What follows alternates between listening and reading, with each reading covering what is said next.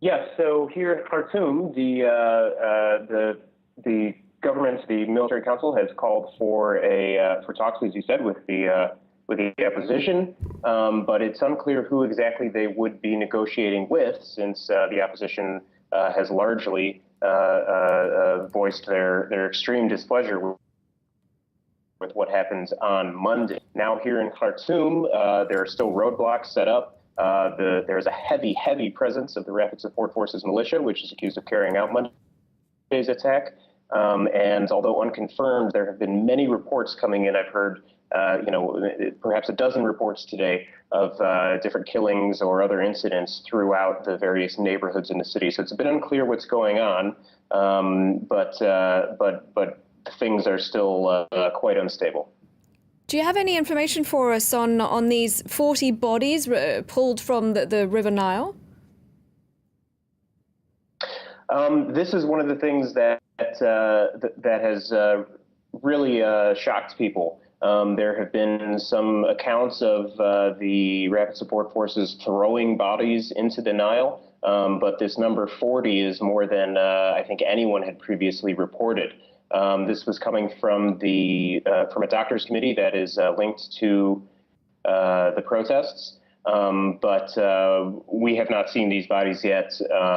We don't know where they've been taken, so it's a bit unclear what's going on, but there have been witness accounts of the Rapid Support Forces throwing bodies in the Nile. What is clear, whatever the number is, what is clear is that it is a very high number of people who were killed on Monday.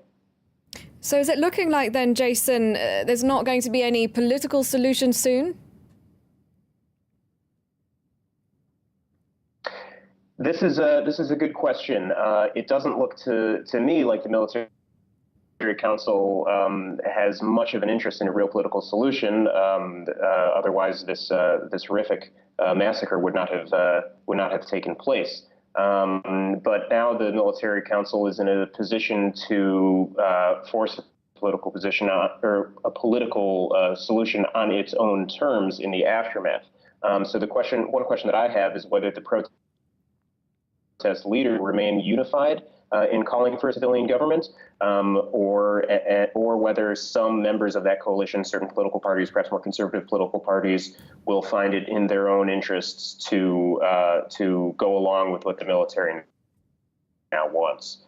That said, on the street are still very unhappy with what's going on, and there have been reports of opposition leaders being arrested. So if there is a real good faith effort from the military council to have a political solution, I don't think they have expressed that very convincingly to the people of Sudan.